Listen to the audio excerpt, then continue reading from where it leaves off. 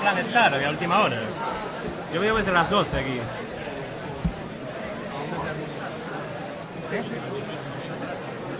No, me compré un bocadillo ya.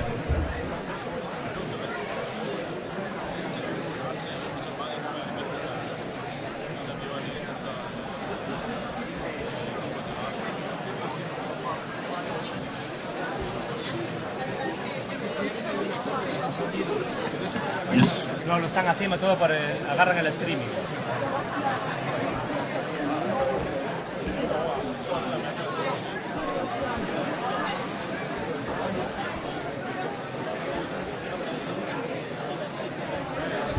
Acaba de rechazar el juez español la orden de extradición. O sea, que se puede ir a poner unos porros a Cristian en el Guadalajara. Claro, yo es que el miedo que tenía es que si pasa eso y aquí tienen que meter una... A mí me jode la vida. Claro, de esta forma da la charla, mañana se reúne con los políticos y se va.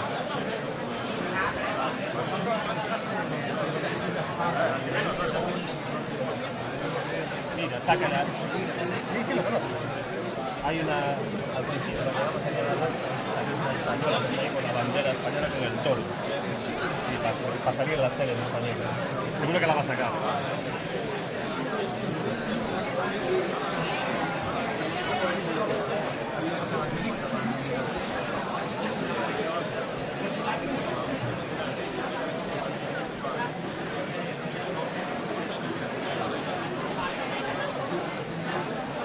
Cuando entre 4 cosas y ya está, después así.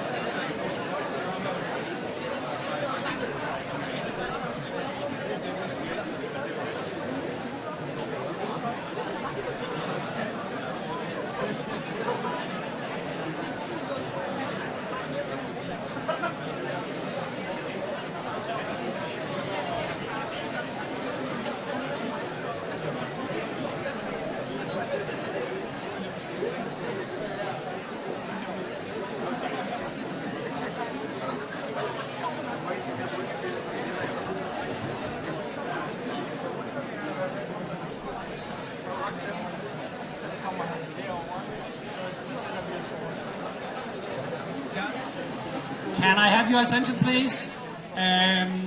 This is actually a sound check, but I mean, we can get some messages across anyway. There's still a little bit more room over here. So I would like some of you guys standing up by the door. You know who you are. And get down there. You will have a very nice view of people's behind from there, which will be a unique experience. Otherwise, please make room for one another. Make sure that people who actually need to sit down have a seat. Some of you might be better at standing than others. We are almost there. So enjoy yourself. Was this enough sound for the sound check? Great. Well, we are almost there.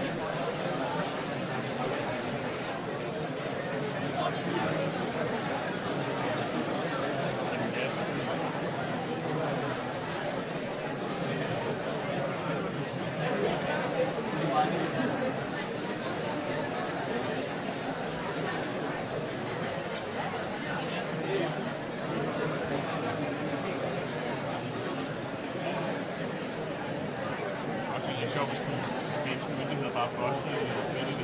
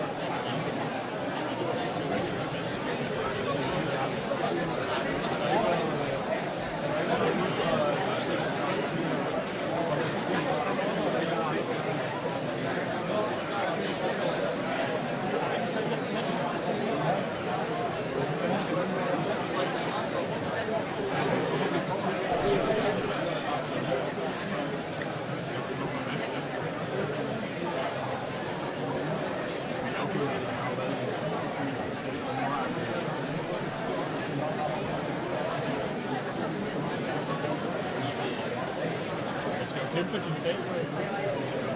Og det er helt sikkert, det er lidt kompliceret, fordi det er sådan set om, at de kan godt udstøde ting, og det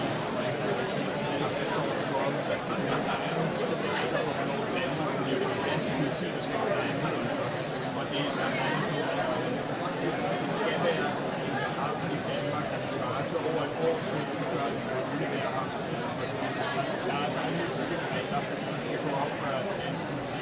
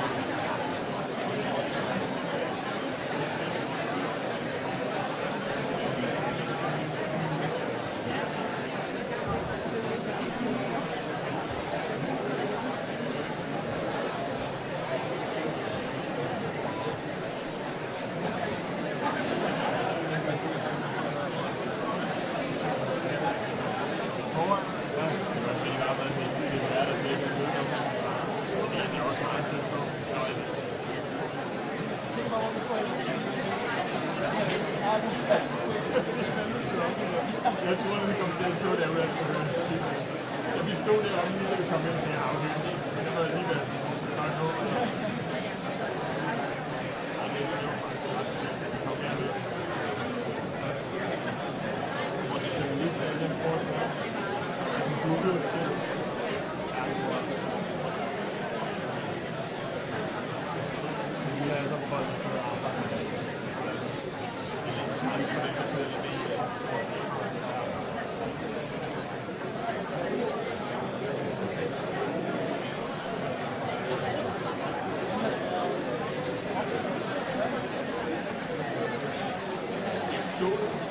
For en uge siden, jeg vidste,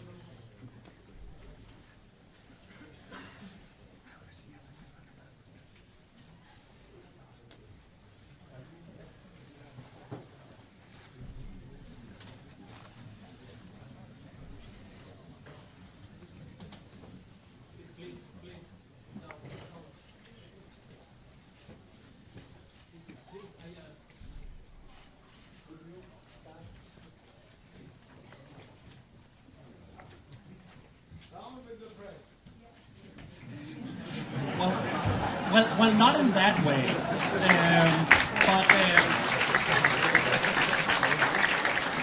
Okay, welcome to the Department of Political Science at the University of Copenhagen. My name is Mikkel Vedby Rasmussen, and I'm the head of the Political Science Department. And welcome to this seminar, which is entitled Catalonia and Europe, a Crossroad for Democracy. This is a debate with Mr. Carles Puigdemont, who is our main speaker this afternoon, and my colleagues, Professor Malene Wind and Professor Christian Rosbøl. Please give them a warm welcome.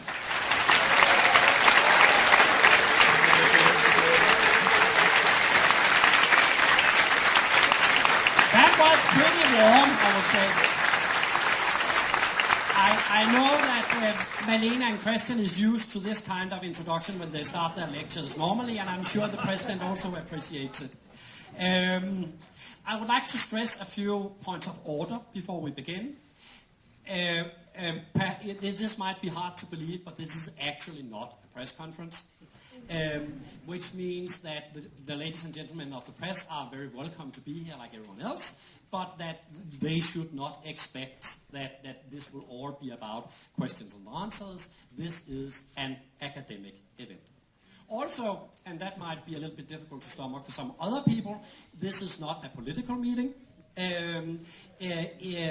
So we will try to do this in a civilized and fact-based manner.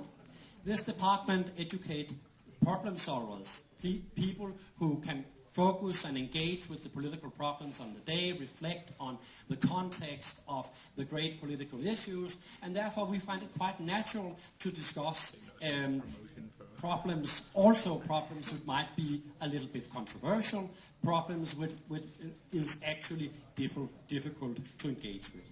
So that is actually what we are doing today. Also, I would like to express my gratitude to my colleague Lau Jorfjord Blackskær for making this seminar possible. The agenda is as follows. First, Mr. Puigdemont will speak on Catalonia and Europe at a crossroads for democracy. Second, Professor Wind and Professor Rosbøl will make their interventions. And finally, we will open the floor for questions. Given the many people who are here and the temperature in the room, I will have to say that we will keep the number of questions within what is a good idea given everybody's health here.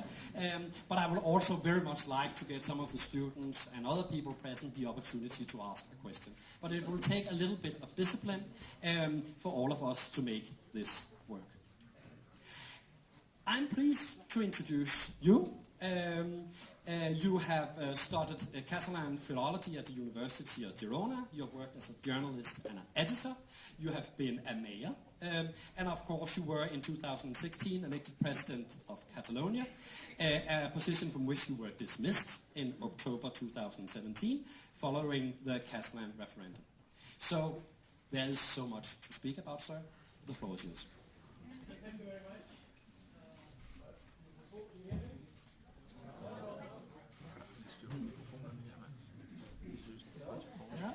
Works? Okay, thank you very much. Bona tarda, veig que molta gent ve de Catalunya.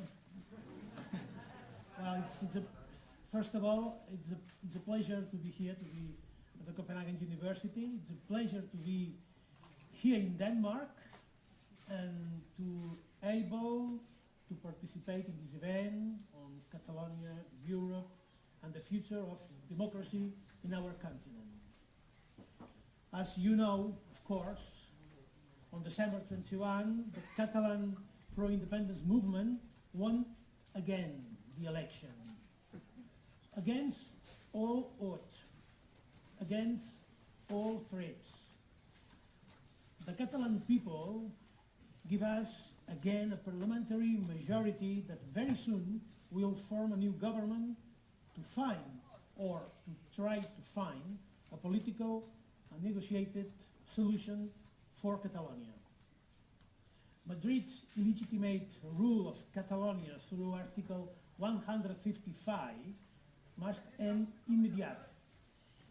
In truth, the way Article 155 has been used, it has just become an euphemism for a de facto state of exception. State of exception against a democratically elected government, so a disgrace for Democrats in 2018 Europe. Days like today, not being able to come back home, I'm more grateful than ever to live in a 21st century Europe, and I'm more grateful than ever to live in a Europe where freedom of movement has become as important as freedom of speech. Europe and globalization are important for our collective future. We are small nations. You have a state and we don't yet. But both of our nations share some qualities that I would like to underline. Sincerely, we, the Catalan people, admire the Danish nation. Not for nothing, my whole political generation has been repeating for years that when Catalonia becomes a fully functioning state, we want it to become a southern Denmark. If Denmark is the most southern country from the Scandinavian countries, Catalonia feels the more northern of the Mediterranean. We have similar populations and own and distinctive language, innovative economies that base their success in being open to the world. We are two small nations that have survived to all historical events. Both of us have a strong cosmopolitan capital cities, Copenhagen and Barcelona, that are our best representation to the world and are seen with envy and admiration in many corners of the world. Socially vibrant, linguistically diverse, highly skilled populations, prosperous, open to the world. Denmark and Catalonia have understood that with globalization, a small nation have a better shot at economic success. More adaptable to change and politically more homogeneous, small nations don't need anymore to be part of a bigger state in order to access a big market for its exports. We shall never thank enough the Western commitment to open markets and free trade that has greatly reduced tariffs and barriers to commerce. The fact is that since 1940, global trade has multiplied by 12, and the number of independent states around has gone from around 76 to 195. Many of these new states are small or medium-sized, or at least, of course, not so big as the old ones. And that is not coincidence. It is generally accepted today the size of nations is not important as in the past. The more we open global markets, the more is it rational for small nations with divergent cultures and preferences from the central government to achieve political independence if they want so. All of this applies to Catalonia. Our ability to reach global markets and European international market of 500 million people, 11 times bigger than Spain's, is a great set for the Catalan people. Catalonia, with more than 200 billion GDP, higher than 15 independent members states of the European Union, and 7.5 million population, can easily reach a market 100 times bigger. Moreover, exports in Catalonia will have achieved record levels of around 70 billion euros in 2017. International investments is also skyrocketing, and the Financial Times puts Catalonia third among the leading regions to invest in the European Union, first in Southern Europe. More than 6,000 multinationals have a subsidiary in our land. And the size of the Catalan nation and the strength of our economy is certainly fit for the world. This is the Catalonia that we would like to present to you today. Southern and open-minded nation from the Mediterranean that understands the importance of multilateral institutions, ready to participate in them, and partly owes its potential independence to them. I'm explaining all this because I have the feeling that here in Denmark you have a similar approach. The crisis that Europe lived the last decade show us that formal sovereignty is not enough to be able to take your own decisions. In today's world, sovereignty is a daily referendum. Every day we have to fight for good governance, good laws, social welfare for all of our citizens, and prosperous economy, best education, and universal access to culture. Denmark is an example to the world because of its continued economic and social success. I hope you will continue to be so in the coming years. In a globalized world, small is beautiful. It is good to remind all this, as after Brexit, everyone talks about the European Union's future. What Europe should be doing? The EU has been a success in promoting freedom, democracy, prosperity, and welfare in our continent. The European Union works pretty well in the good times. However, we are all aware of its failures every time there is a crisis. We saw it with Greece, we saw it with Ukraine, we saw it with the refugees, and now we see it with the failure to defend fundamental rights in Catalonia. This is why many Catalan citizens see with great concern some developments happening around the EU institutions. We are still, of course, pro-European, but we cannot close our eyes to its failures. We want more integration, but only if it is linked to more democracy and a uniform application of the European Union law in all member states. It is impossible to understand how it can be that the European Union has more power to influence the behavior of countries before they are member states than afterwards.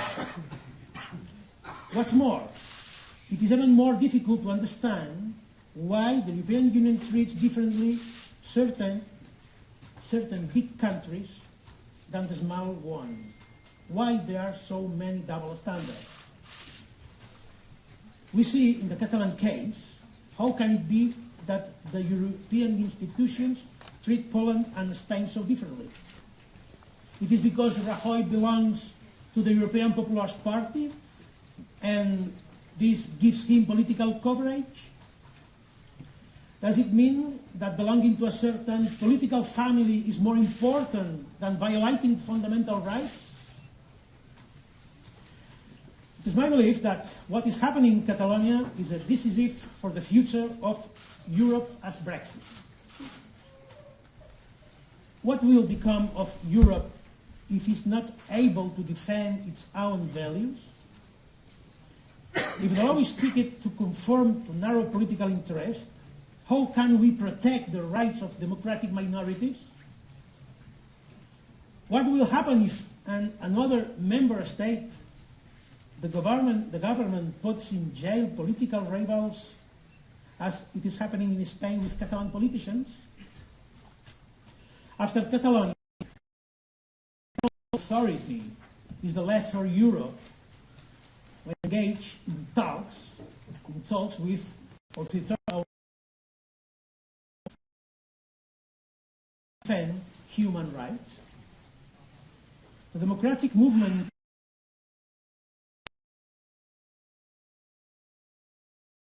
potential crisis for Europe, but an opportunity to show to growingly autocratic countries around the world that democracy is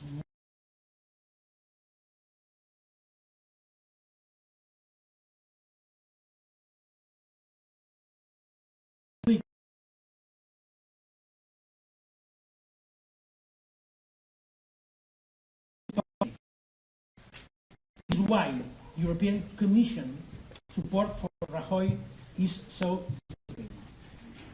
It legitimates the use of force and judiciary threats over political and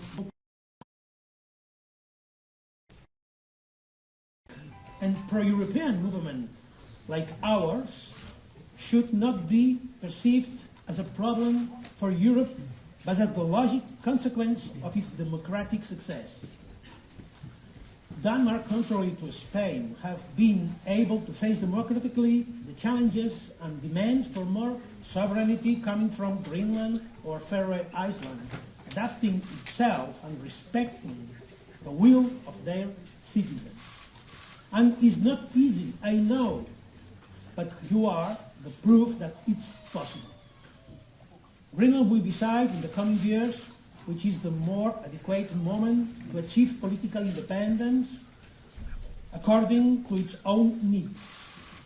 In the Faroe Islands, a referendum will be held on the new constitution where they are recognized as a fully fledged political subject with the right to self-determination. 100 years after American President Woodrow Wilson set his 14 points that recognized the right to self-determination as a primary right for all the peoples, Denmark shows again that understands democracy as the best tool politics will ever have to empower people and build a better world. Around half of the current European Union member states have been born in the last 100 years thanks to this principle of self-determination. And it is time that the EU follows the Danish example and recognizes the democratic right to self-determination at its core. The right of self-determination for Catalonia, this was the principle that we defended in our political program September 2015, and in addition, as many of you probably know, we won the elections. However, the Spanish election has been sadly clear: intimidation, boycotts, aggression, inquisition, jail, exile, and expropriation. For 5 years, more than 80% of the Catalan people has supported a referendum, an agreement in a referendum on independence. The deal between Scotland and the UK has for long been Catalonia's envy and admiration. An agreed referendum was and remains the Catalan people preferred option. But the Spanish political establishment just cannot conceive Catalonia as a political subject with ability to engage in a bilateral dialogue.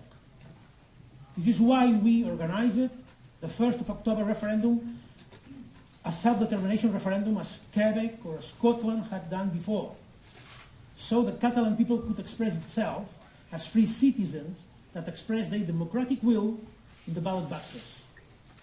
However, we made a mistake. We thought that in 2017 Europe, violence and violation of fundamental rights will be out of the cards as a political tool for Madrid.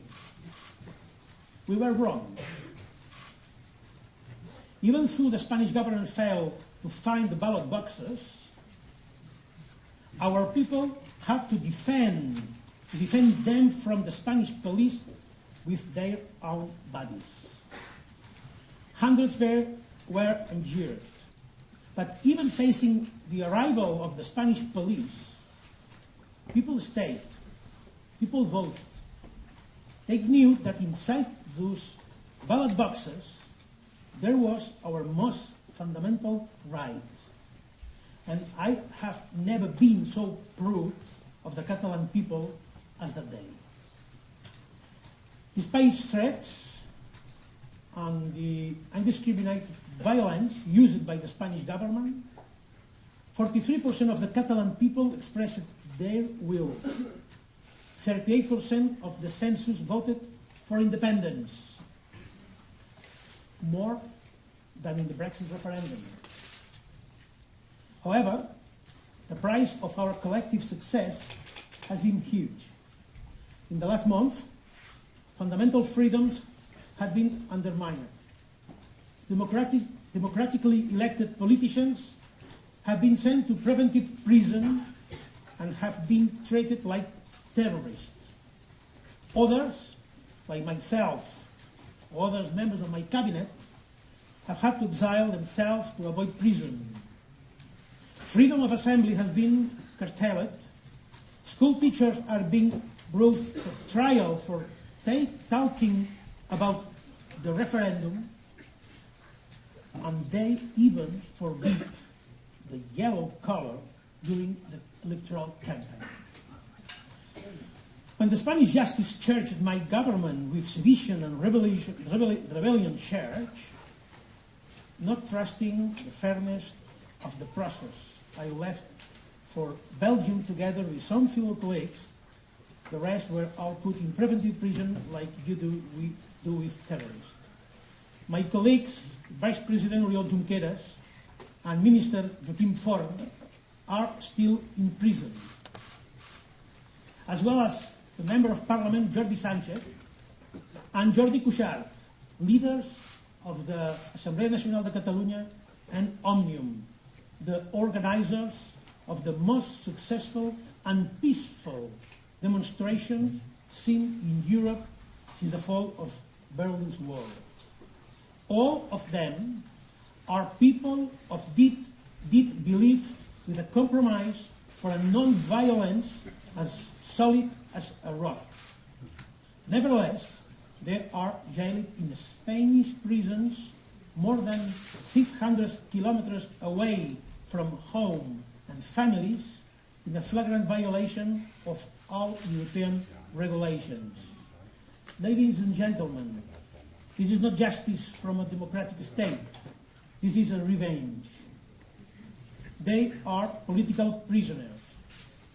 Like myself and the rest of my colleagues, released from prison temporarily or in exile, we face 30 years in prison for our actions to referendum and to declare independence in the Catalan parliament. Maybe I'm mistaken, but I believe that no other European country would find acceptable such persecution of a democratically elected government.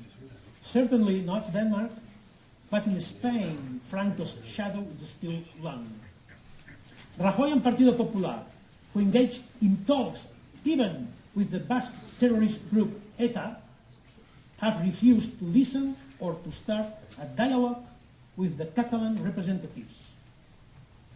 Disappointing, but not a surprise, exactly.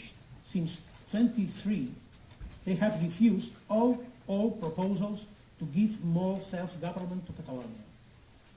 Of course, we tried to negotiate to have a deal for the referendum like in Scotland. Unfortunately, we failed. Since 2013, 18 times did Catalan government or its representatives propose to negotiate greater levels of self-government or an independence referendum in Catalonia. The answer from Rajoy and the Spanish political establishment was always the same: no. The fundamental problem thus is that Spain does not recognize Catalonia as a nation, as a political subject. To Madrid's east, we are nothing more than a province. They fail to remember that I am the 130th President of the Generalitat de Catalunya, an ancient government that was born in 1359.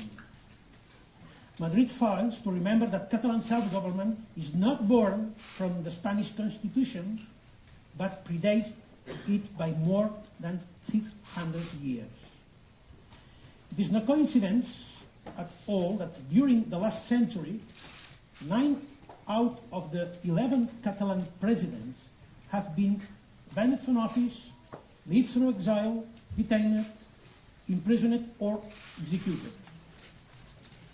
Coming back to our present day, Madrid needs to recognize that pro-independence forces won the election Won the election that Rajoy himself called Madrid's legitimate rule of Catalonia must end. If the Catalan people cannot choose the government of the Catalan people, then it means that there is no democracy in Catalonia. It means that voting in elections is useless. This is an idea that we will never, ever accept. And I hope you neither do. Because what is at stake here is the ideal of democracy in the whole of Europe, not only in my country.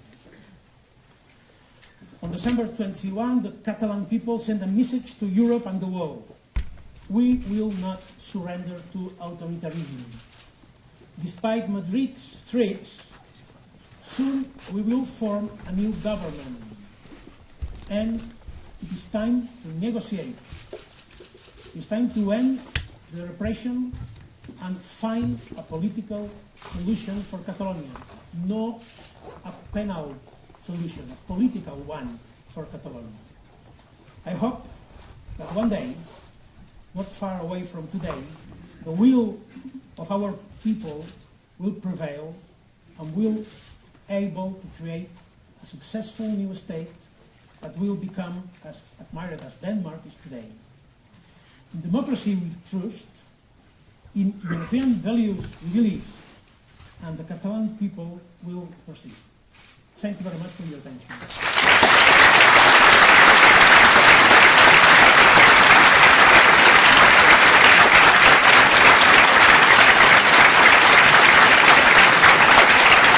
Thank you, Mr. Puigdemont. You are really good at this, actually, but let's quiet down a bit. Well, thank you very much.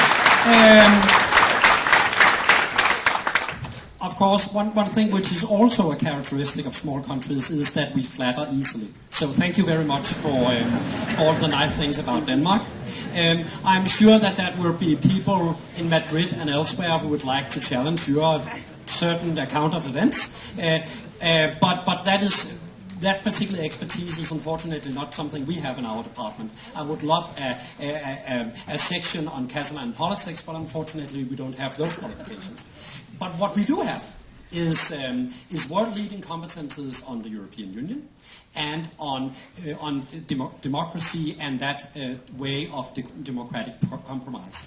So what I would suggest is that my colleagues, Professor Marlene Wind and Christian Rosbøl, will make their interventions, then you will have the opportunity to reply, and then if anyone is still standing in this rather hot room, then we can go for some Q&A. And you are obviously having a little discussion on who goes first over there? Well, in that case, Christian goes first. Okay, thank you. This event is a very controversial event. Many have protested against it. Let me therefore emphasize that I'm not contributing here as a partisan or as a politician. I'm standing here in front of you as an academic and a political theorist. The issue we discuss here concerns democracy and drawing of borders or political units. This is, from my perspective as a democratic theorist, a very interesting and complex issue, and I shall explain why in a minute. First, however, I want to insist that this is an issue about which there can be reasonable disagreement. Not all political disagreements are reasonable from my perspective.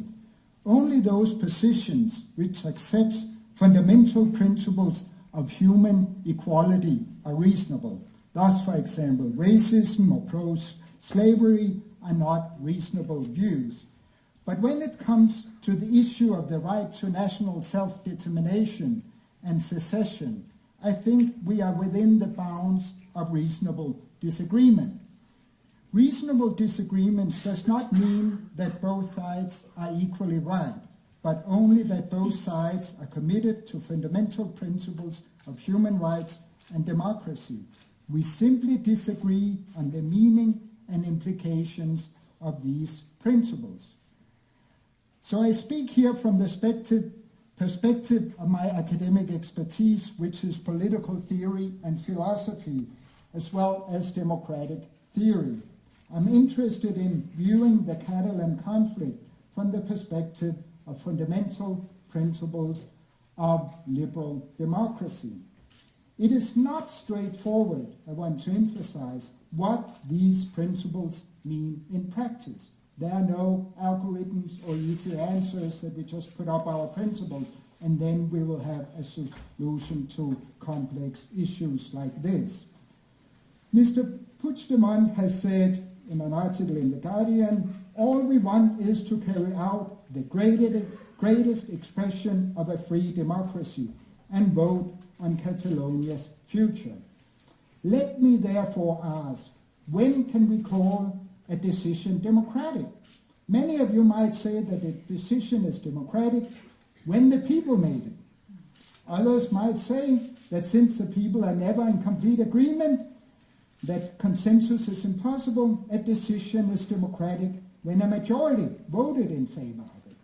However, this suggestion, the suggestion that a decision can be democratic, to be democratic must be made by the people, or at least a majority of the people, raises a prior question, namely which people should make the decision, or the majority of which people should make the decision. In political theory, we call this question the boundary problem, or the problem of constituting the demos. Unless we have a global democracy, democracy depends on borders. It depends on defining who belongs to the people, that has a right to rule itself. One cannot say that democracy is more important than borders, because there is no democracy without borders. There is no democracy without a delimited demos. The boundary problem, or the problem of constituting the demos, is this. Before we can make a democratic vote, we must decide who belongs to the demos who can vote. We cannot vote about who should be allowed to vote without ending in an infinite regress. For who should decide who should be allowed to vote about who should be allowed to vote? In the case at hand, Catalan separatists take it for granted that Catalans constitute the appropriate demos, while the Spanish government takes it for granted that all Spanish citizens constitute the legitimate demos. The weakness of the idea that Catalans have a right to determine their own future is that this takes the truth of the proposition that Catalans are the appropriate demos to decide the issue for given, but this is exactly the issue of dispute. Similarly, the proposition that all Spanish citizens or their representatives have the right to decide takes it for given that the latter are the demos who should decide. Thus, the democratic self-determination argument suffers from a symmetry problem. It can equally be invoked by both sides. Both sides can say the people should decide. They simply disagree on who the people are, that is, which people should decide. Does the democratic self-determination argument imply that any group, region, or city has the right to secede or create its own country? Would Barcelona or Valderrama be allowed to leave an independent Catalonia?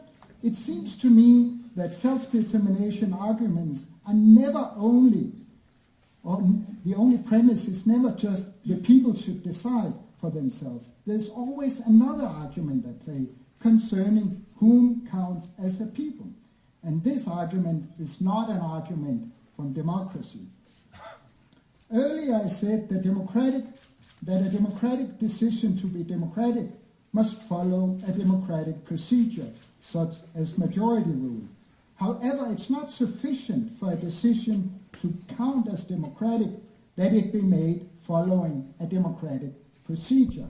For instance, by representatives elected in free and fair elections or by a referendum, since such a decision is not immune from criticisms based on democratic reasons. Let me explain. If a decision undermines or weakens the preconditions for making democratic decisions in the future, the decision cannot be called democratic. For instance, to take an uncontroversial example, a decision to disenfranchise a large portion of the population cannot be called democratic, even if it was agreed to by the majority. Thus, not all decisions made in a referendum are democratic.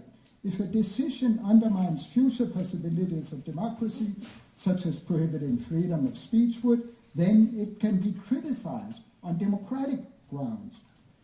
If this is correct, we must ask ourselves what future consequences for democracy Catalan's independence would have. For example, does it serve the cause of democracy to say that each ethnos should have their own state? In a globalized, independent world, is the quest for national self-determination the best thing that can happen for democracy, for pluralism, and for the protection of minority rights? I leave those questions open for you to reflect upon, but I want to emphasize that every nationalist and secessionist has a responsibility to consider the consequences of his or her claims, not only for him or herself, but for all peoples and all human beings, and for the future of democracy. Let me finally turn to the issue of political compromise. Above, I mentioned majority rule as a possible democratic principle and procedure. However, the will of the majority is only the will of the majority and not the will of the people, of the whole people. And we still have the problem of which people or demons should decide. The problem with majority rule is that winner takes all and the minority gets nothing. And this is, of course, important also in Catalonia, where the vote is very evenly divided. I also suggested that a Catalan case is one about which there's reasonable disagreement. People committed to human rights and democracy are found on both sides of the conflict. For these reasons, it seems reasonable to consider further the possibilities of compromise. We should not compromise on everything. That is, for example, there should be no compromise on racial equality. So I don't think that compromise is something you should do with any and all positions. But when the disagreements are reasonable, compromise is an option. A compromise is a form of disagreement in which all sides make concessions in order to be able to live together, and in which the concessions are motivated by the presence of disagreement. That is to say, when you compromise not merely for strategic reasons, but for moral reasons, you do so because the other party disagrees with you, and that you cannot reach a consensus. So note the following about compromise. When a compromise is not merely strategic, but moral, it's based on a fundamental norm of mutual respect.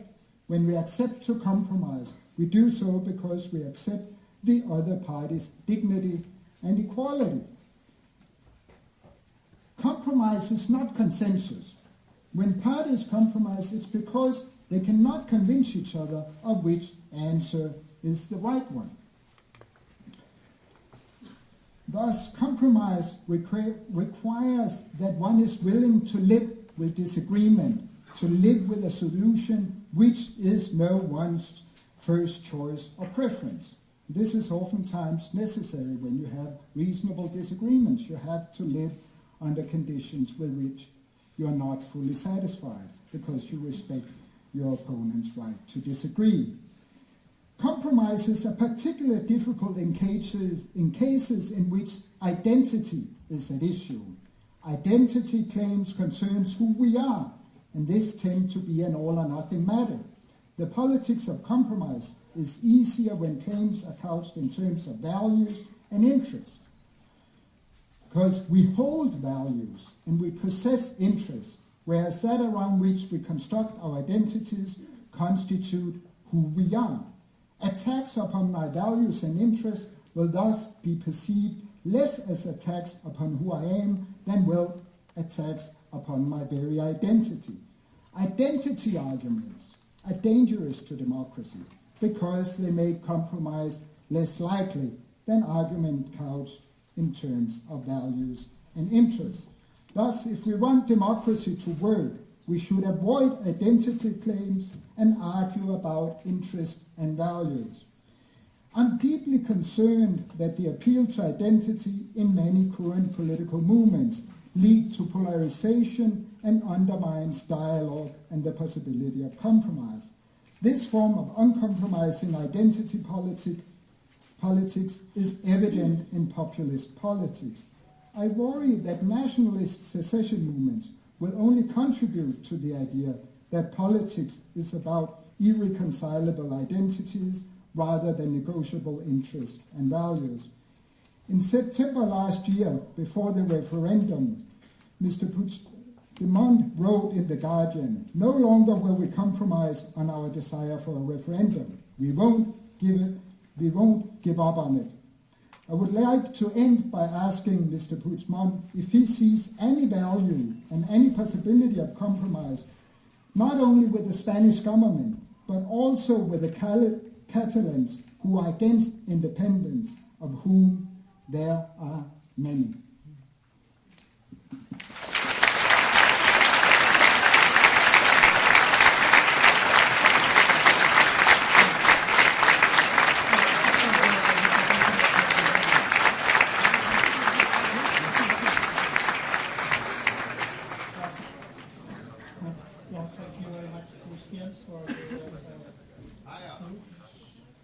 Your concept of the reasonable disagreements, I like it. Though we try to find a framework when our reasonable disagreements could help us to find a solution. But the problem is, what kind of compromise, what kind of discourse is possible if the other sides in this conflict don't recognize the other part's dignity. Because of course, all the people in Catalonia or in Spain has the right to say all the things. Well, to propose the vote whole Spain about Catalan independence. No one has proposed it in any table of negotiation, this kind of solution, but it could be a solution, or it could be a proposal that we can listen or study. But what kind of compromise is possible if the other part, the problem, is continuous denying the reality that in fact there is more than 2 million people that in Catalonia voted for independence. Probably the majority of the Spanish people say this is not correct, this is not the solution, but that exists. And it's not an expression for a day. We are organizing huge mobilizations from 2012. Every year, more than 1 million people to the streets, peacefully, demanding vote to decide. To decide what? I think we can find an agreement about what we can decide together. And always, I as a president and the rest of my colleagues are inviting permanently not only the Spanish representatives but also the society in general to discuss about how we can solve politically this problem. And what's the answer from the Spanish state? It's not a political proposal. It's not a framework of reasonable disagreements. No, it's jail. How it's possible I could win the election with a program saying if we win the elections, we will propose a referendum on independence, and this idea, democratically accepted by the Spanish authorities, is proposed and voted for the people. The same ideas that could bring to you, to transfer to you in the president are the same ideas that could send to you in a prison. There is a contradiction, and we must solve this kind of contradiction, talking, negotiating, to sit at the table and to recognize the problem, because there is a problem. It's a constitutional problem. It's a political problem, but it's not a penal problem. It's not a justice problem. And one of the parts of this conflict has denied always to recognize there is a political problem. The Prime Minister Mariano Rajoy said to me clearly, I can't and I don't want to talk about it. So in democracy, I think the right to not discuss doesn't exist. The right to don't discuss doesn't exist. So I invite always permanently to discuss in order to find this framework of reasonable disagreements.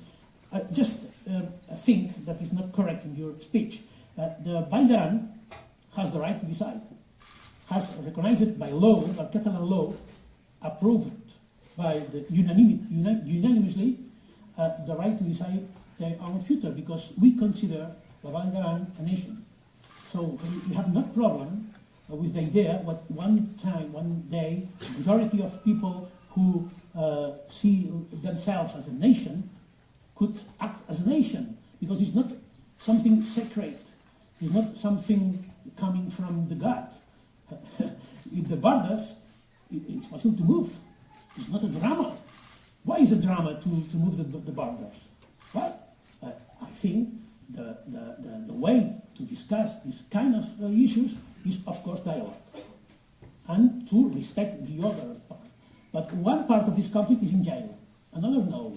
So we demand only not to accept our point of view, which is not identity, which is not based in identity, because Catalonia is a nation based from more identities, languages, cultures, points of views. But I demand only the respect for our point of view, and to talk with the Catalans who don't want to be independent, how we can have the tools and the resources to build a better country. And with the tools and the resources inside the Spanish state, that is not possible after more than 30 years trying to find an agreement with Spain.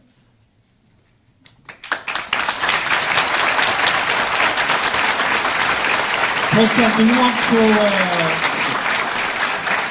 Mr. Puigdemont, may I ask you a question that was implied in one of Professor Rosberg's remarks? Are you a populist?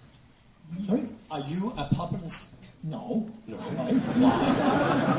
No, but I mean, if you are, let me make the case for that. You are arguing in terms of national identity. You are mobilizing the people, millions in the street. I mean, that would live up to many people's definition of populism.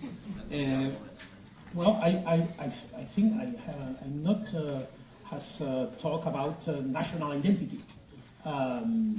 Of course, Catalonia is a nation. It's come from the history. But I talk about non-violence, for example. I talk about dialogue. I talk about negotiation. I talk to recognize the other, to find an agreement. I'm afraid that is not define a populist. What's a populist?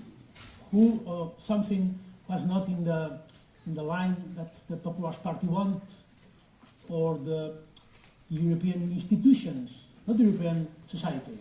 The European institutions expect to make politics. Well, I think I'm completely disagree with this idea.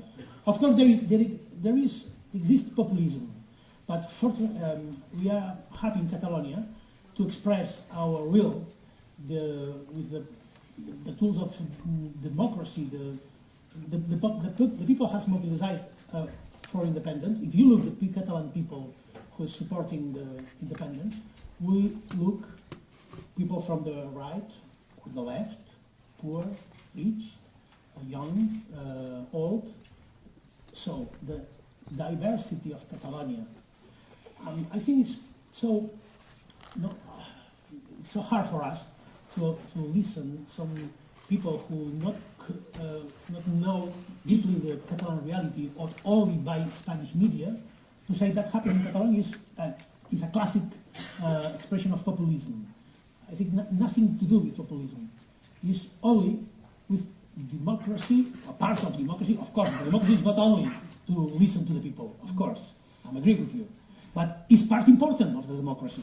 It's possible to make decisions for all the country without asking the people? No. Well, from my point of view, no. So that is a very important part of democracy. It is not populism. We are not populist, but of course, people have the right to say we are populist. But I think the point Christian made was that the definition of the people is rather important here, right? The people who should decide the future of Catalonia, is how is that defined? Is that defined as the present Spanish state? Is that defined as Catalonia? Is that defined as whomever might have been living there for a certain amount of time, and so on and so forth? Many places in the world you will have this disagreement on who actually constitute the people. But from your perspective, that is a rather simple question, which is easily answered. No, nothing in our case is easily to answer.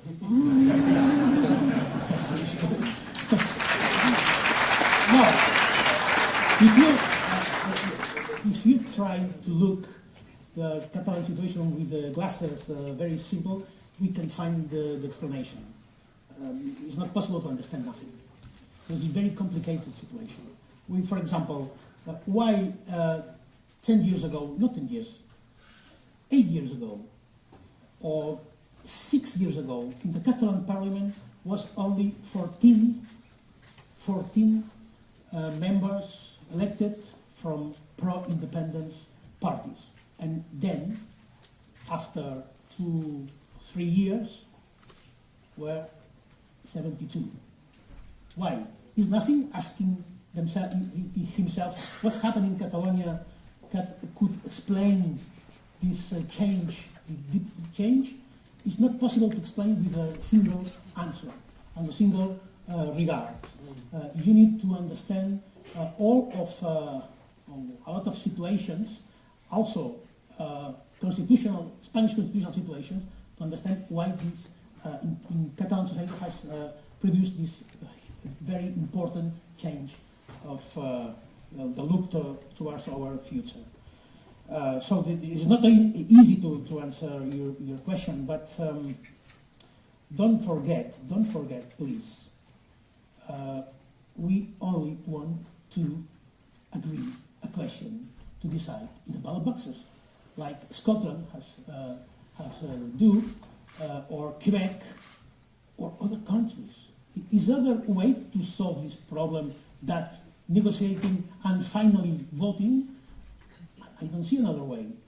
We try to find this problem. So speaking about compromise, if we imagine a future where the Spanish government would sanction a referendum in Catalonia, it was completely fair, you had all the influence on the question wanted, but still a majority, for whatever reason, voted to remain in Spain, then you would say, fine?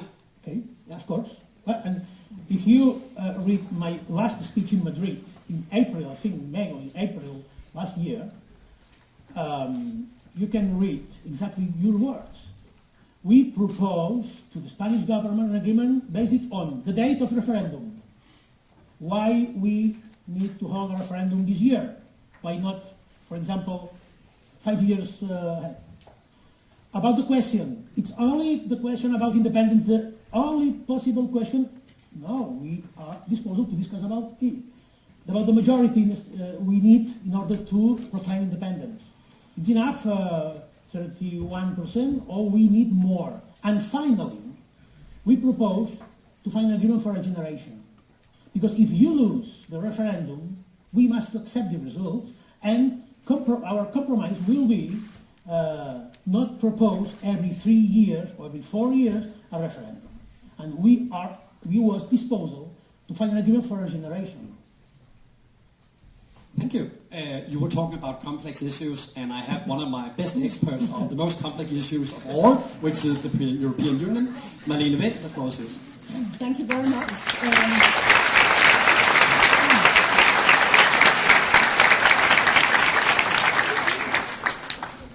The EU may be complex, but it's not as perhaps theoretical as the very distinguished speech by Christian Rosbøl. Thank you very much for being here. And I want to stress that I'm not an expert on internal affairs of Spain. I'm an expert on the EU, but I'm also an expert on democracy, maybe a little bit more hands-on than what we just heard. But I think we agree a lot. We didn't coordinate anything, I can assure you. But I have designed my intervention like a set of questions, so if you have your pen ready to take notes. That's what I always tell my students. So Is the interview? it's an interview, yes. I would say that normally I don't have that many students in my class, but it's nice to see so many. But I would also like actually to start with democracy, and then maybe make the question a bit more direct, in the sense of asking how you define it. You're not allowed to answer until I'm done. So just how you define democracy. Is it only referenda and opinion polls and voting, or is it also the rule of law and the constitution? Because what I have understood from following the debate in Spain, and now I do interfere a little bit in the Spanish situation, and forgive me for that, I know there's a lot of Catalans here, independence people. I was wondering, to my knowledge, you have voted for the constitution, the Spanish constitution in Catalonia. And should that constitution not also be respected? Is that not also democracy? So that would be my first question. And the second one in relation to that is the fact that only 43% showed up to vote for independence. Does that not have an impact on the legitimacy of that vote to you? I would like to hear your opinion on that. I know that was a big majority voting for independence, but the fact that a minority showed up, it does stress what Christian also said about the unionists, the ones wanting to stay in Spain, that they are perhaps not being heard so much.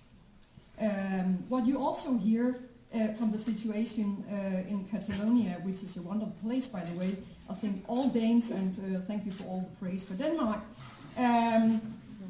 is that a lot of them have been afraid to take part in the debate about the issue, and have been feeling that they were the silent minority. I think we can agree that 50-50 is the division in Catalonia at the moment in terms of wanting to leave Spain and not. So I would like your reflections on that. What is democracy? Isn't it also the constitution? And should the constitution not be respected? I think that's also one of the reasons why a lot of people have said that this is an internal Spanish matter. I'll get back to that. What we are seeing today is a situation where approximately half of the Catalonians, and I do not want to go into percentages about how many voted for or against. I know it's a very narrow majority you have in the parliament right now. But the fact that only a very narrow majority wants to go in this direction, is that not problematic when it comes to securing the rights of those who do not want independence? And also, if I may be a little bit provocative, are your style and the way you have conducted this whole process not contributing to polarizing the Spanish society and the Catalonian discussion? You say you want to negotiate with Rajoy and the government, but the whole style of rushing into a referendum, declaring it on the same day, where half of the parliament leaves and boycotts it, is that not, in your opinion, also a very provocative move that may contribute to escalating the whole discussion? So that kind of questions I think are important to confront. I also think that we in Denmark are a bit puzzled, and I think in many parts of Europe are a bit puzzled about whether what you're really going for is still independence. Do you stick to what you said on the 1st of October when you declared that? But also, what is this urge for independence? Where does it come from? To my knowledge, Catalonia is the richest region in Spain. Are you just spoiled? wanting to get rid of all the poor? And also, to my knowledge, the kind of decentralized regime you have in Spain is more decentralized than the federal state of Germany. But you may not agree to that, of course. We can get back to that. So moving to Europe, I'd like to hear your vision of the European Union. You said a lot of interesting things in your intervention about the EU. On the one hand, you blame the EU for siding with Rajoy. I understand that, of course, from your perspective. But on the other hand, you also say that you are very much in favor of the European Union and the whole European project, and that you're hoping that you will have support and more support in the future. But if we take our point of departure in what you were actually saying earlier about independence, what are you envisioning about the European integration process? Is it a Balkanization that is your ideal? What do I mean by that? I actually mean the same as what Christian, my colleague, suggested about ethnic cleaned states. Hundreds of them working together. Is that your ideal? I'm sorry, I'm provoking, but that's why I'm here, right? Is that your vision, that we should break up Europe in hundreds, 200 states? How much do you want? That are all clean in the sense of having only one identity? Is that what you want? Is that what you're striving for? And if it is, I'm very worried, and I understand that I'm very worried, and I understand that the European Union is really, really nervous about your mission. It does call back memories.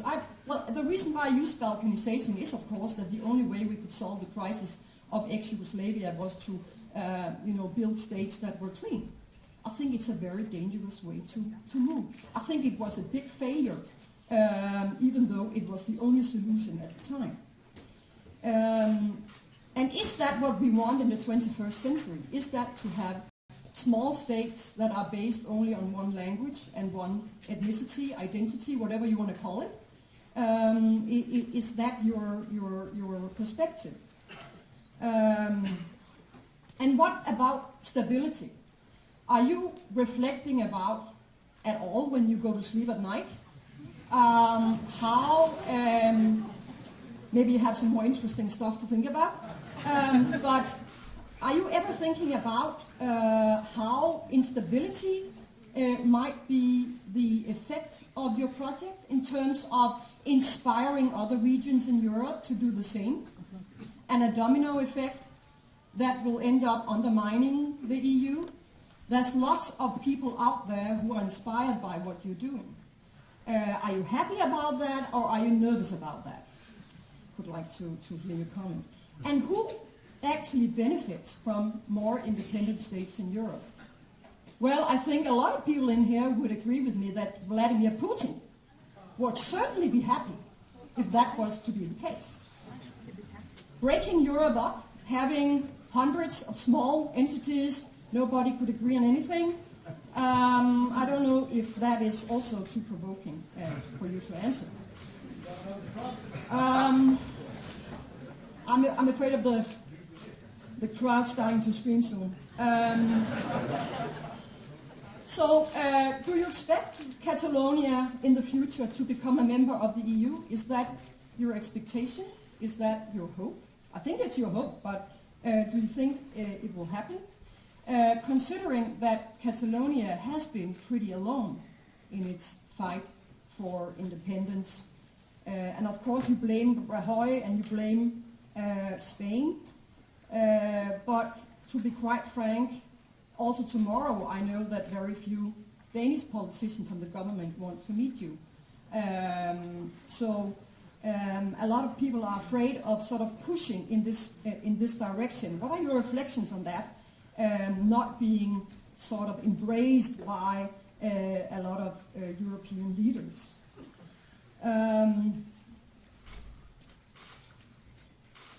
The fact that you need unanimity to vote a new country into the European Union, do you think it would ever happen that Spain would vote for Catalonia to become a member of the European Union? Your comments on that? And then just finally, your point about comparing Spain and what's going on in Spain with Poland and Hungary. In my opinion, that's almost offensive. I think what's happening in Poland and Hungary is really, really scary in terms of not living up to the basic principles of the EU and what they committed themselves to in terms of democracy, rule of law. In Spain, there's a constitution, it's a democracy. I certainly think, and I'm not saying everything is great, and I also think that imprisoning people for 30 years is a disgrace and something we shouldn't do. I think a smaller sentence could be probably more appropriate. I won't comment on that. But also, things are not black and white. And I also, I'm completely convinced that also in the EU, that is a general opinion, that we should compromise, we should talk, we should discuss, and that's the only way forward to make ends meet among those who really want to stay in Spain and those who want to be independent. But Poland and Hungary, I don't think they can be compared. To my knowledge, despite the fact that you can always criticize the way that the government has been handling the situation in Catalonia recently, I still haven't seen any kind of documentation from independent lawyers, the Venice Commission or the Council of Europe, that Spain is not a democracy. So I think there is a difference, and I think that should be respected. Thanks.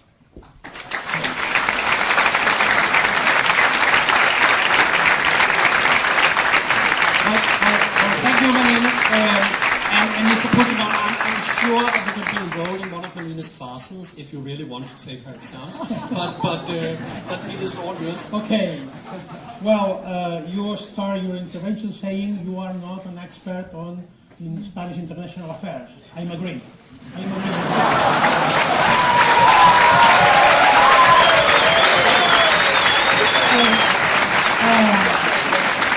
of course, if you look the papers, yes, you are right. Spanish is a democracy. If you look the papers. But I think you must look the facts, the reality. Because you know, in the last elections, curiously, the Spanish authorities has prohibited a banner saying only democracy.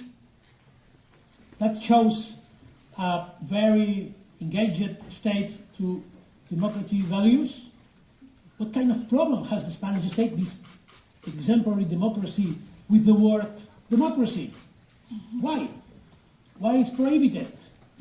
This is the fact. Is any law in Spain saying it's not possible to write democracy? No, of course not. But what's the reality? It's prohibited.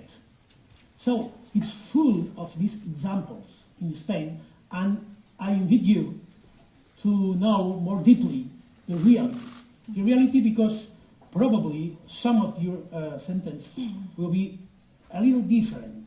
I will try to answer all of the questions. I think I'm afraid it's not an exam, but well. We might give marks in the end. So Thank you. Thank you. Of course, you are right. The democracy is not only a matter of referendums. It's both. The rule of law, democracy as the rule of law, the referendum, the participation, and changing, and possibility to change. Because the rule of law is not made by iron. You need to adapt for every generation, because the generation of your students, their needs are different of ours. And it could be not possible to change more of this kind of rule of law if they are not more flexible, more adaptive to the reality. We try this. We are, of course, committed to the rule of law. My question is a respect to rule of law when the Spanish state has changed the procedure to reform our constitution of autonomy? Because in the constitution that we voted, well, I'm not, because I was not with the age to vote, but of course, in 77, 78, we voted the Spanish constitution. In this constitution, they say the only way to reform the Statute of Autonomy, like Catalonia has, is to write and approve a project in the Catalan Parliament, to send this project to the Spanish Parliament, and once it's approved, to hold a referendum in Catalonia, and the people must to approve. Finish. Well, it's not the case in our current Statute of Autonomy, because our current Statute of Autonomy has not voted for the people. And we must to follow a text that only no one Catalan has voted. It is the respect of law. If you look the Constitution, of course, it's clear.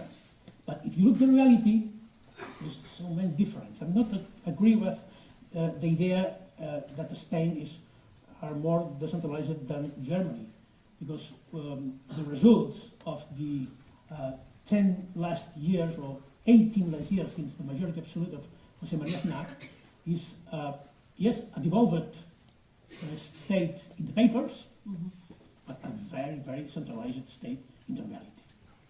Because for my government, for example, it's not possible to open the commercial delegation outside the Catalonia, but it's possible for example, Andalusia. There is no problem, but we have a problem. Why? If you are the most decentralized state in Europe. Why? Well, because the Spanish state is thinking probably you will use these delegations to make the propaganda.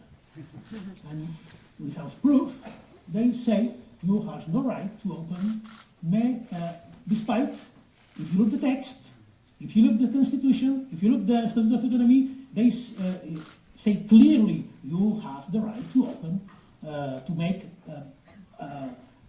international activity in matters of like commerce or economical promotion. So, you talk about the number of people that we need in order to consider legitimate a decision. I'm agree of this, of course. If the Catalan society is divided, and if you need or no, or is better independent state or not, well, the same figures I can use the same figures to say the opposite. Is enough 50% of the population to remain in Spain? Because it's not enough to declare independence. Why is enough to remain in Spain? So, of course, there is a conflict, and we must to solve. But I'm afraid in Spain it's not a matter of figures, because in the past elections, these elections, other elections, and the 3 elections ago, the majority of the people, a huge majority, more than 60%, has voted in favor of a calling referendum. Of calling the referendum.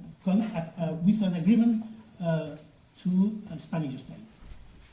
It's not enough to have a majority in the ballot boxes, a huge majority for the Spanish state not to accept our proposal, no, to start and discuss. It's only our demand to the Spanish state is not to say yes to our referendum, to start to discuss, to recognize that the reality has changed from the era when we approved the Spanish Constitution. No one in Catalonia is demanding autonomy. But in 1977, was the majority of Catalan people demanding autonomy. Now we demand other relationship with Spain. I think I don't want to talk about Vladimir Putin. I don't know.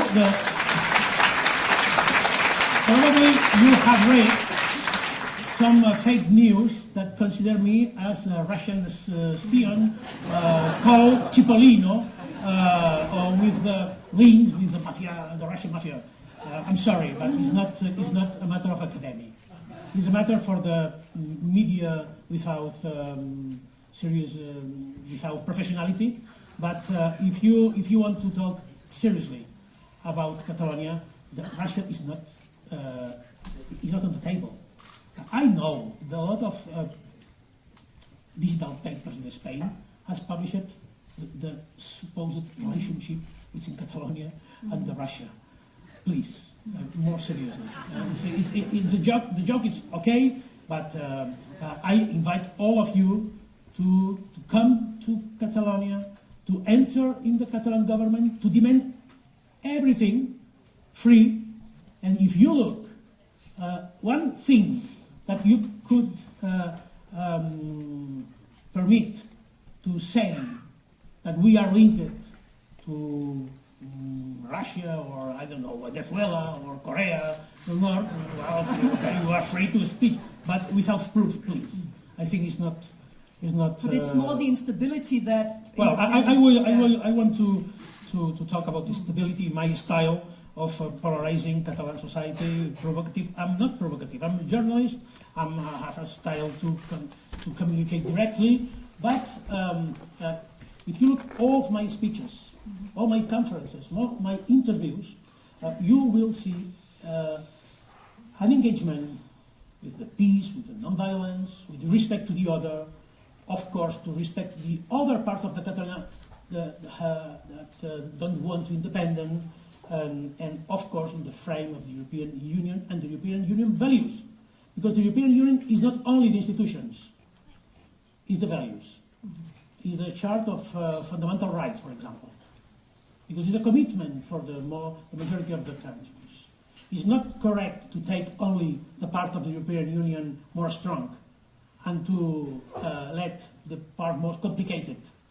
Because if the European Union is only a syndicate of states, I think that must be to say to the people. Because the people like me, we hope in the European Union. We hope at field level, for me, from the majority of the Catalan people, there is no problem what is saying in our national identity document. We are ready to accept a European United States, United States of Europe. There is no problem. It's not a matter of identity or claim. So for this, it's offensive for us, this theory of Balkanization of Europe.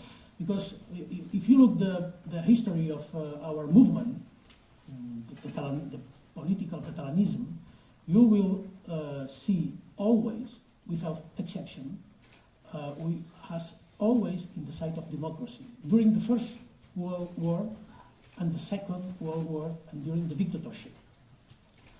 And most of our families are suffering persecution. The former Catalan president was executed by Franco. And the Catalan was prohibited by Franco.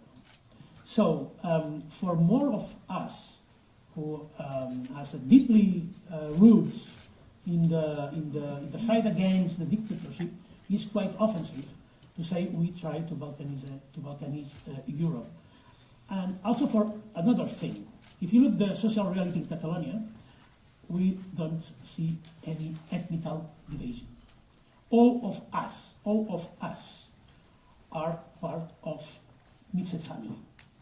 70% of our families, 70%, has one parent or two, both, with roots outside Catalonia.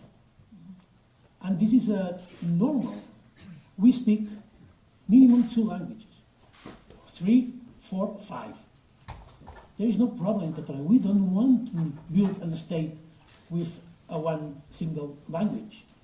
We want to be a multilingual, multicultural, and open-minded state. But if you try to talk in Catalan in the Spanish Parliament, you can't. You can't.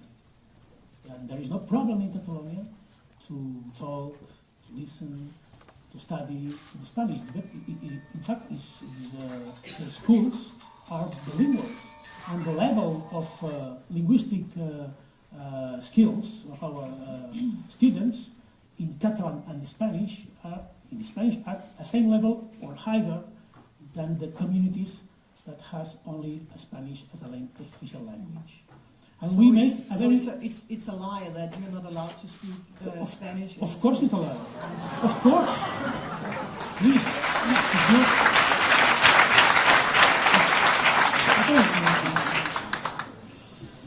I'm sorry, but we are defended our model from since 40 years. When some political groups in Catalonia, like Ciudadanos, is trying to change our linguistic system, they want to establish 2 kinds of schools in Catalonia. And both in Catalonia we fight to have a single model of a school. When Catalan-speaking people and Spanish-speaking people study together. Because this is our proof of we want to be a single people, not with a single-minded people, with unified by diversity. And if you separate the people because the language reasons, you will finally finish with the balkanization of Catalonia. And we, as a Catalanism, was as one of the most important success of our politics to establish in Catalonia a political that makes school in the center of the social cohesion. And it's important for us to remark because it's something in our blood. In our families, we speak a lot of languages without problem. If you go to the street, you can enter in the commerce asking in Spanish or in Catalan, there is no problem. Not today, never. Never. So it's important. It's important if you don't know exactly what happened in Catalonia in these very, very delicate matters, identity, language, culture, to be more informed. Because the linguistic political in Catalonia is public. And you can see if the papers are describing Balkanization tendency or opposite, inverse. Is a tool to evitar this risk of balkanization. So for these reasons, I don't want a European Union made by nations without relations in common. Of course not. Our goal is an European Union more unified, more stronger, not in the hands of the very old states, not in the hands in the very important economical groups, but also, not only, but also in the hands of the citizens, in the power to decide, to vote our representatives. I'm sorry, I think I'm not answer your questions, but don't worry. The last. What will happen if Catalonia become independent with its membership of the European Union? Easily. the only way that we, as European citizens, lose our European citizenship is that when Spain recognizes the independence of Catalonia. When Spain recognizes Catalonia as an independent state, it's a very important step. Well, at this moment, not before, at this moment probably will be the risk and to be outside if Spain has not an agreement. But seriously, quite difficult to understand that if Spain recognizes Catalonia as a republic, independent republic, that means, I think, an agreement with borders, nationality, citizenship. So the most important project that we are committed is to maintain our European citizenship. Why Spain is ready to recognize the independence of Catalonia and not to the citizenship of this new country, this friend country, to the European Union? It's not possible. It's not possible. If Spain doesn't recognize us as an independent state, we keep our European citizenship. And we have not interest, if in the case of the recognition of the Catalan Republic, to lose our Spanish citizenship. We have not interest. I'm not any problem to have a Spanish identity in my pocket. No problem. And for the future of Catalonia, no one will have any problem if they want to keep their Spanish nationality. And also, there will not any problem with the Spanish language. No one. Thank you.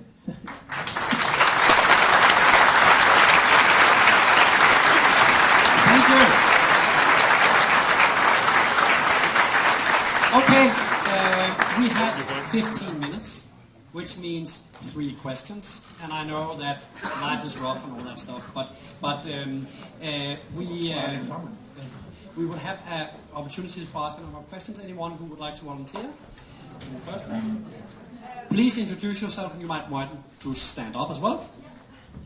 And you might want this. Yes.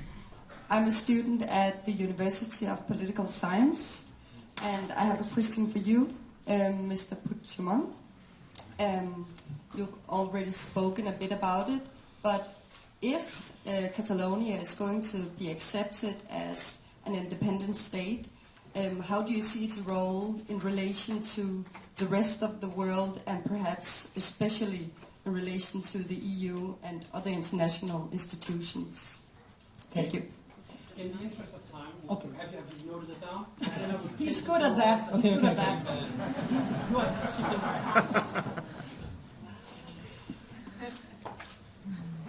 Hello, my name is Anna. I'm a Danish reporter, having had the pleasure of covering the Catalan crisis for quite some time.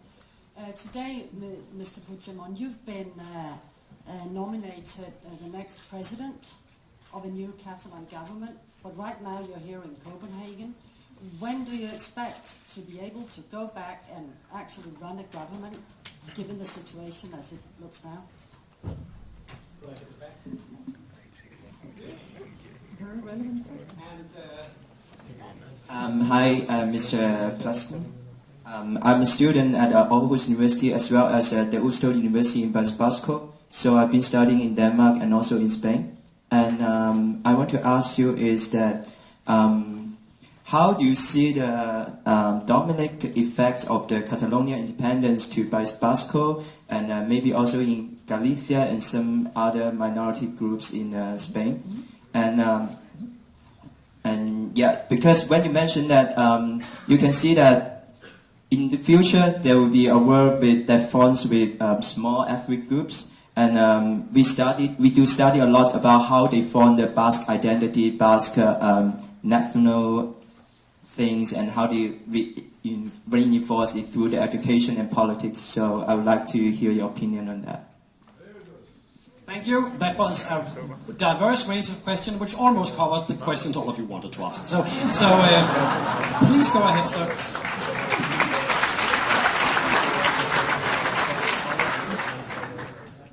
Would you like to? Okay. Well, to his student. Well, of course, I said Catalonia wants to be member of the European Union.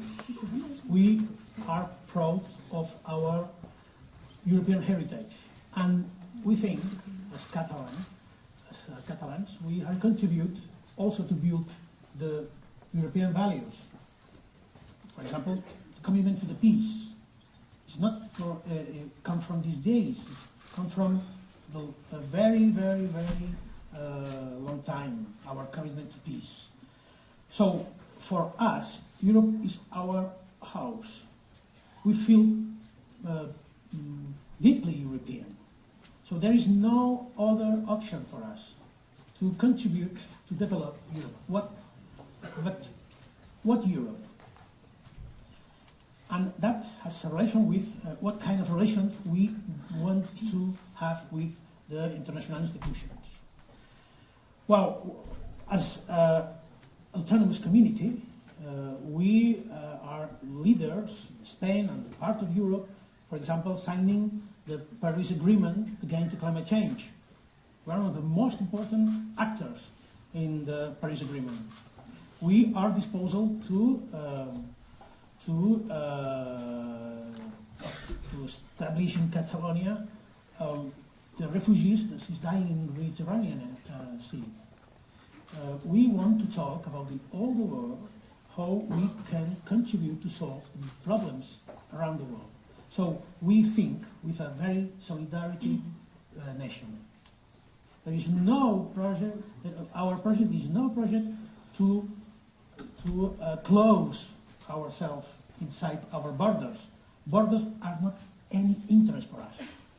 Borders are not interest. The tools are interest. The resources are interest. But the borders, the papers, the flags, is not. We don't discuss about borders, flags, papers. We discuss about tools and resources and how we can contribute to a better developed world. This is our discussion in Catalonia. Well, Anna, I think you make me a journalistic question about the situation in Catalonia that has not a relationship with the issue that we are discussing today. And if you don't mind, I don't want to answer your question. No, I will explain why. Because I think we have a very, very interesting debate. Controversial, but very interesting. And I will want to thank your things and your words. And if I say something about the news in Catalonia in relationship with the decision of the parliament or the decision of the Spanish justice, I think nothing of we are talked will appear in the media. And I think for respect for the university and the students and the teacher, I prefer tomorrow I convoked no press conference, a consultation of media in face of the parliament. I will say something about this. And if you don't mind, I prefer to stay in the framework of our discussion for respect of the rest of the people. And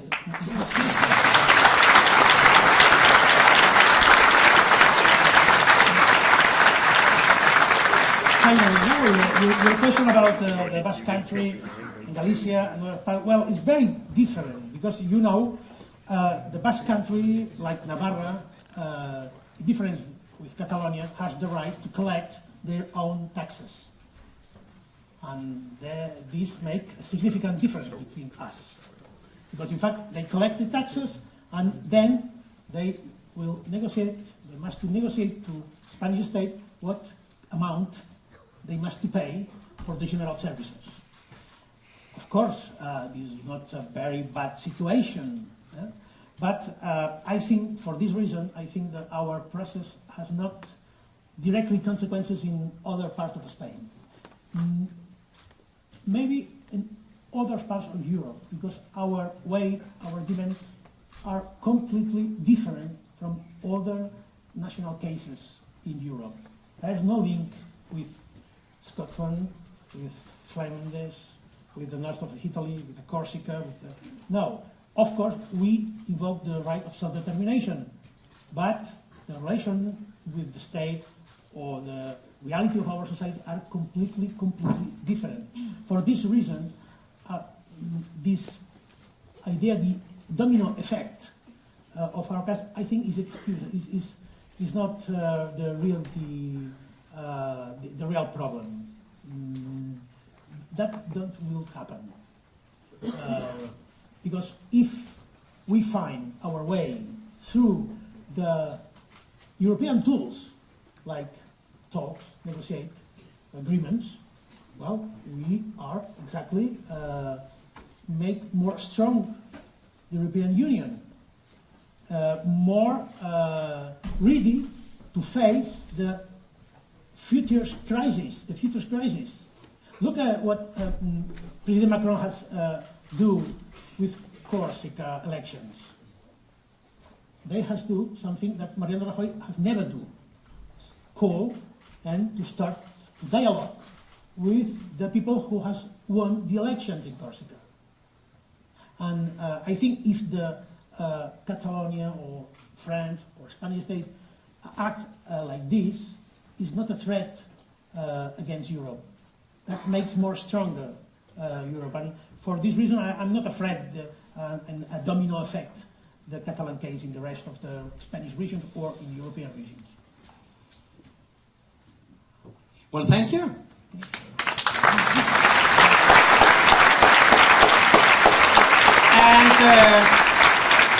And thank you to the entire panel, to Professor Christian Rosbøl, Professor Marlene Wind, and of course to you, Carles Puigdemont, for contributing to what I find to be a lively, sometimes even sharp, but always friendly debate this afternoon. Thank you so much all for coming.